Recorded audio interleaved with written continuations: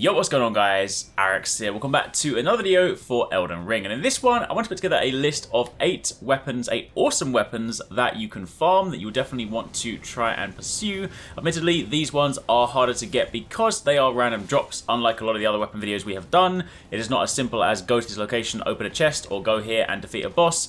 These ones, you're going to have to farm some mobs back to back, and sometimes you might get lucky, other times it might take you a while. However, these are all very awesome weapons that you may not have even seen before because some of them are pretty rare drops. So in the event that you haven't, then let's go through 8 ones you might want to pick up. If you guys do enjoy this, a like would be super appreciated. Comment down below, let me know if you guys have got any of these. Let me know if there are any other rare weapons that are drops that you have found that you like, that maybe are worth mentioning. And of course, don't forget to keep it locked for plenty more Elden Ring.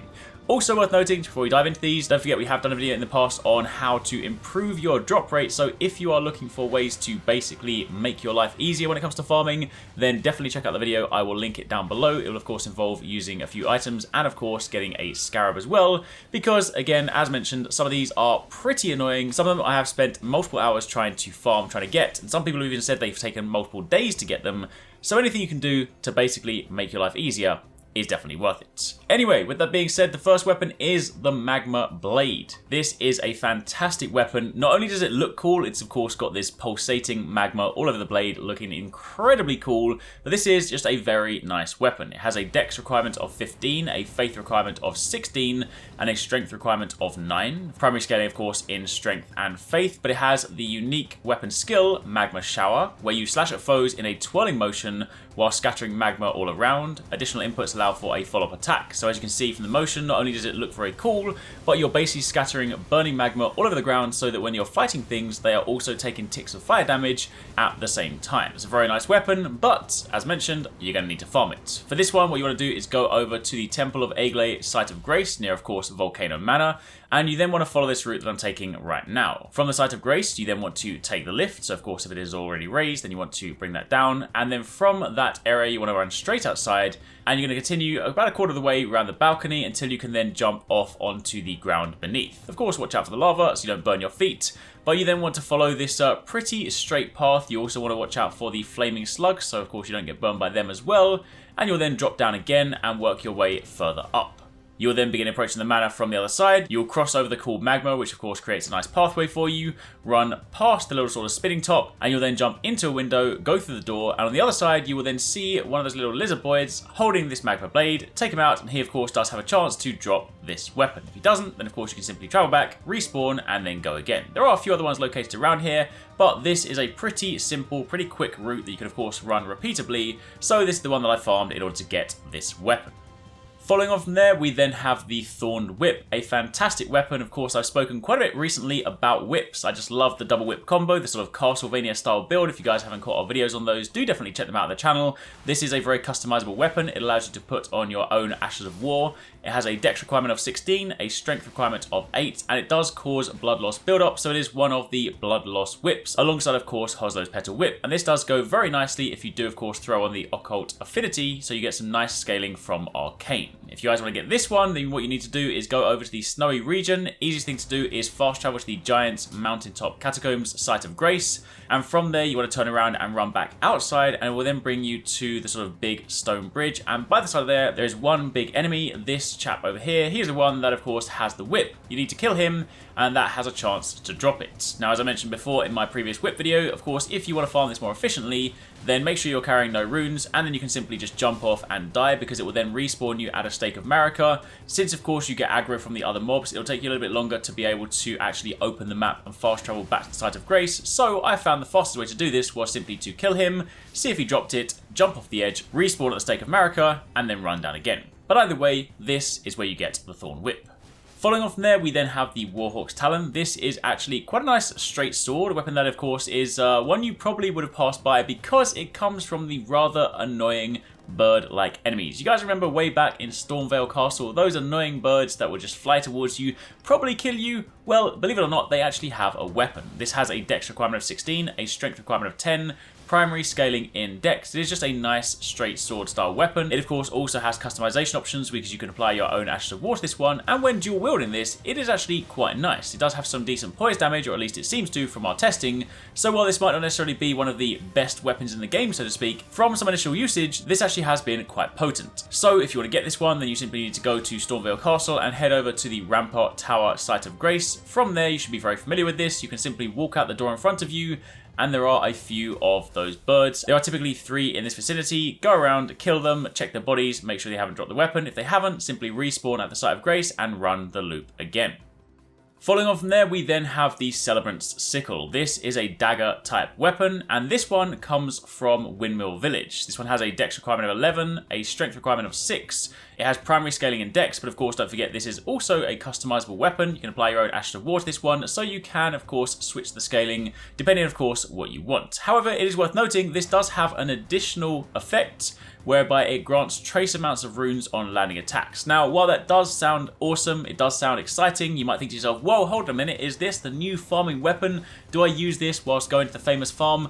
Unfortunately not. It does of course give you some runes, but the rune gain you get from it is not exactly astronomical, and there does appear to be a slight cooldown in between of course those procs, so it's not like you can just kill things back to back and infinitely get more runes. There does appear to be a slight break in between that rune gain, but either way it is still a cool weapon. It will still give you a few more runes in the process, so it's not necessarily bad, and it also does look pretty cool. If you want to get this one, you need to go over to Windmill Village, fast travel to the Site of Grace, and you then want to run up the stairs. There are 2 of the enemies here, specifically the ones that have the blue cloaks. They are the only ones that wield and will drop these weapons. You can ignore absolutely every other enemy, so quite simply run up the stairs, kill those 2, check their bodies, run back down the stairs, sit at the Site of Grace, and run this loop on repeat. This of course is quite a rare drop. I did get quite lucky though. This one took me about 20 minutes altogether to farm. My discovery is currently sitting at about 180 on this build, so that was my setup. But that is where you go, kill those 2, run and repeat, and hope that you get it.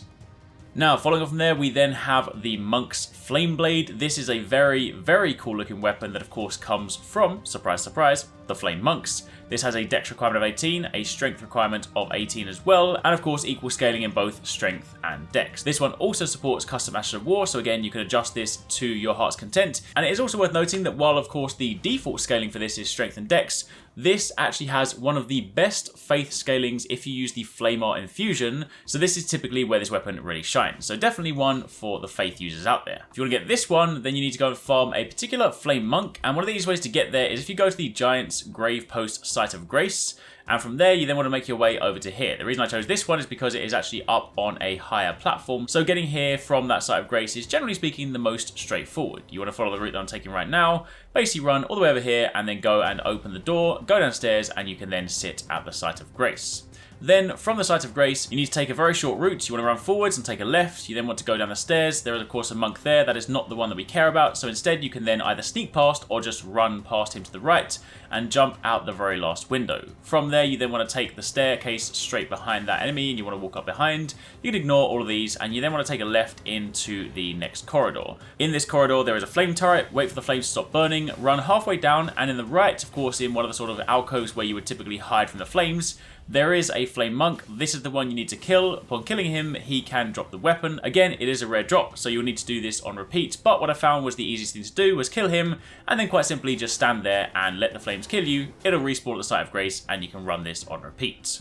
Moving on from there, the next weapon is the Halo Scythe. This is a fantastic weapon. Not only does it look awesome, but it has a really cool, unique skill, Michaela's Ring of Light, where you summon, surprise, surprise, Michaela's Shining Halo and fire it forwards. It can be fired in rapid succession. If you get 2 of these, it is even nicer. This has a dex requirement of 16, Faith 15, and Strength 13 with primary scaling in Dex and Strength. If you spec for this correctly, then this is a very potent option. If you want to get this one, then you want to turn your attention over to Caelid, go over to the inner Aeonia Site of Grace, and from there you can make your way around the swamps, and basically there are a load of the knights, the Clean Rock Knights, that you can basically take out, and this has a chance to drop from them. Of course, there are quite a few things that can drop. You can of course get the armor pieces, there's another spear as well, but provided of course the knight that you are fighting wields this weapon, they have a chance to drop it, so defeat them and hope you get lucky.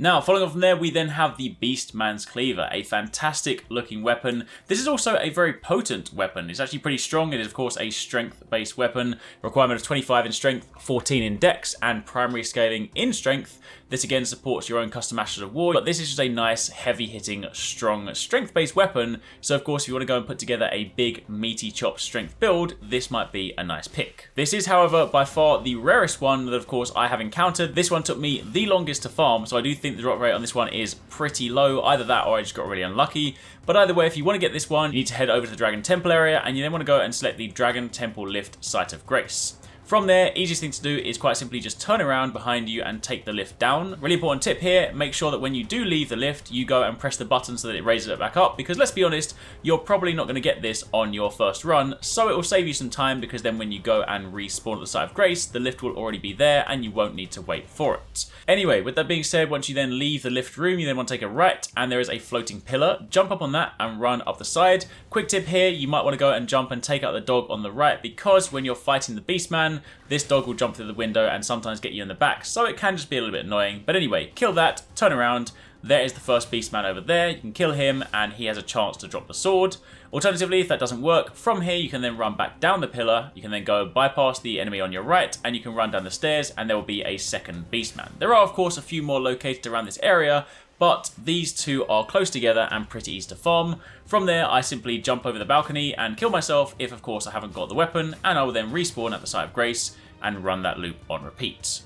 And then finally, for the very last weapon, we have the Beastman's Curved Sword. So again, same location, similar enemies, but this time it is a curved sword as opposed to the previous weapon. This one has a strength requirement of 13, a dex requirement of 11, and of course primary scaling in strength. This is a very, very good weapon. This is very underrated, and if you dual wield this, it is incredibly powerful. If you want to go and do something crazy with this one, infuse one of them with seppuku, infuse another one with, say, like some of your max stats, and basically just spam jump attacks, and you will have some really, really potent damage. If you want to get this one, you then want to go down to the Crumbling Beast Grave Depths Site of Grace. Again, there are multiple locations around this area that you can, of course, farm them, but this one's pretty good because there are a group of them in close proximity. From the Site of Grace, you can run into the first room, and there are two in here wielding this weapon that you can kill. Of course, they both have a chance to drop it. From there, you then go through the doorway and take a right. There is another one straight ahead that you can kill. You can then follow this pathway around, cross over the bridge, take out the enemy there. That one is, of course, of no relevance, but you just want to get rid of him. And then go through the next doorway, and there is another one to kill. You can then take a left and loop your way around into the main room, and there's another 3 to 4 in here that you can kill, so you can actually have sort of a 6 to 7 of these that you can basically kill per run, giving you a good chance to get that drop. Same principle, once you've taken them out, fast travel back to the Site of Grace and run this loop on repeat. So, there you have it. There's a little rundown on 8 awesome weapons that you should definitely consider checking out if you want to farm something different, weapons that maybe you haven't seen because, again, they are pretty rare drops. Let me know in the comments down below what you guys think of these. Let me know if you are going to be using any of these, and of course, if you've missed our recent upload, be sure to check out this video. Otherwise, I'll catch you guys in the next one.